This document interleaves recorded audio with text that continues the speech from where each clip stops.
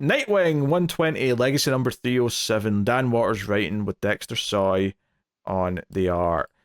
So we had a lot of stuff set up in that last issue, actually, the first part of this arc, which was the various gangs that were all kind of ready to make peace, but a third party came in and sort of blew them up, all the leaders, and put a stop Literally to blew it. up the peace treaty or peace talks. Yeah, and you've got this company who are clearly behind it, who are trying to give the police of Bloodhaven this high-tech, almost sci-fi level weaponry.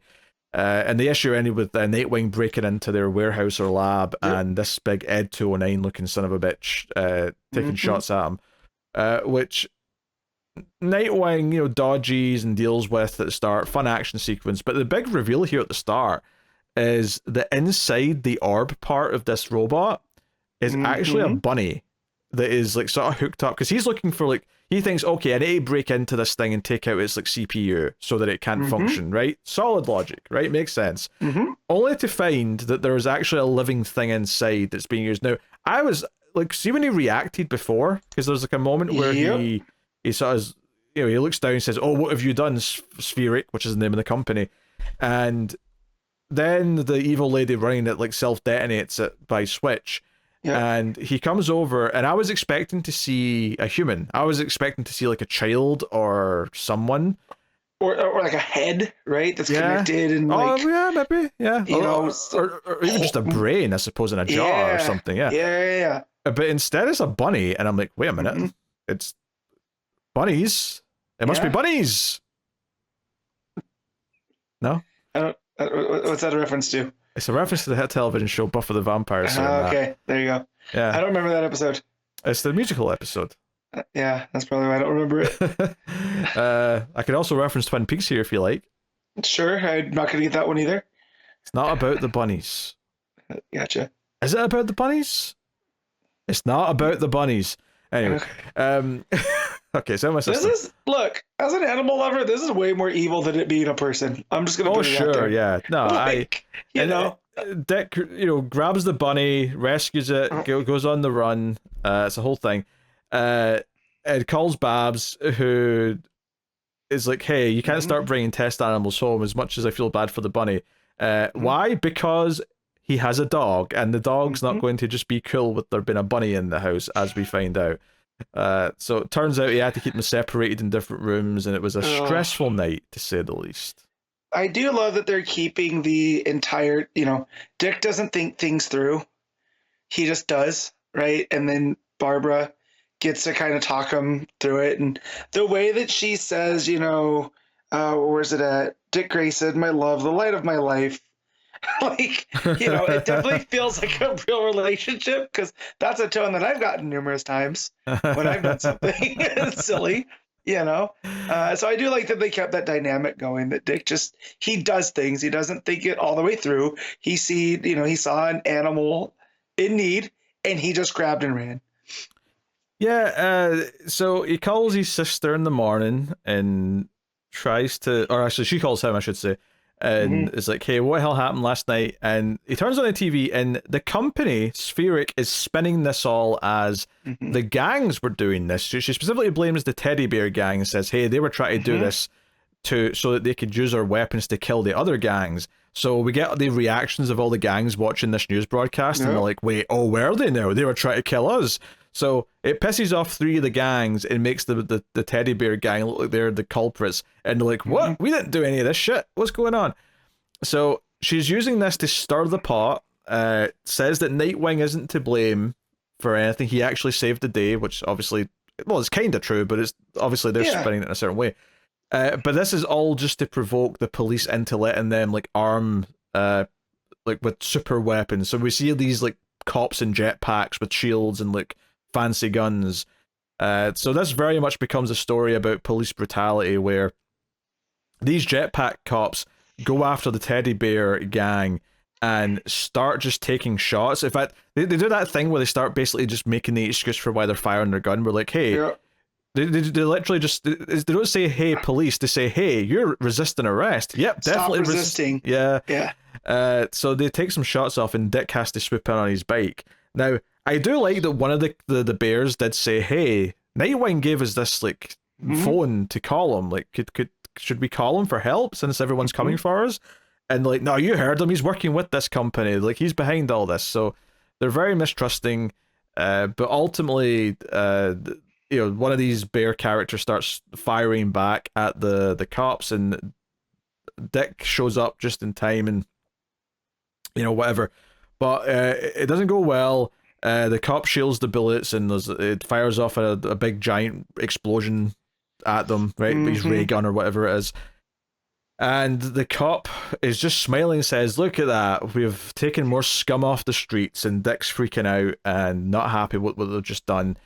And then kind of the dark twist to this, and I actually kind of like how this mirrors the opening with the bunny and the robot, is that we find out that this teddy bear gang is mostly kids. It's not adults. Because they say, hey, we were cubs. We weren't like full members yet. Like all the adults basically died with the boss. So we find out that these cops have just killed some kids with their brutality. So yeah, I think 14 they say the kid was that's dead. Yeah. So, and then when you go back and you see them watching it and there's a kid sitting on the floor, it changes the entire dynamic the way you look at that scene, right? Because he's sitting there like a kid who's watching cartoons. You know? Yeah. So, and then also the kid not listening to Nightwing, right? When he says, don't do that, right? These are, kids should be allowed to make mistakes. That's been a thing with Robin and Batman, all the way through. And so, Dan Waters driving that point home here again, because the cops are being way more aggressive than they need to be because they have this new technology, the Project Helios stuff. Yeah, I wasn't sure if this was like the regular Bloodhaven cops or if this was actually people that Spheric employed. It's like, oh, this is our force that the cops are letting us use now to police the streets. I wasn't clear on that. I don't know if it makes too much of a difference either way, but maybe a distinction is important later. She says, allow me to introduce the new initiative in conjunction with the Bloodhaven Police Department, the Helios Project. So I'm assuming these are just cops, right? Because why would they need the police?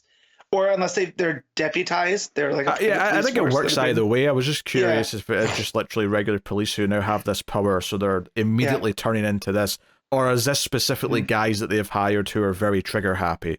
Right.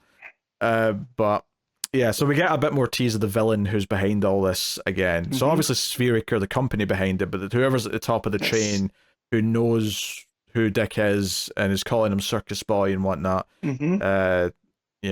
So, yeah, we see him again, just sort of like talking as he's watching Dick's reaction to this.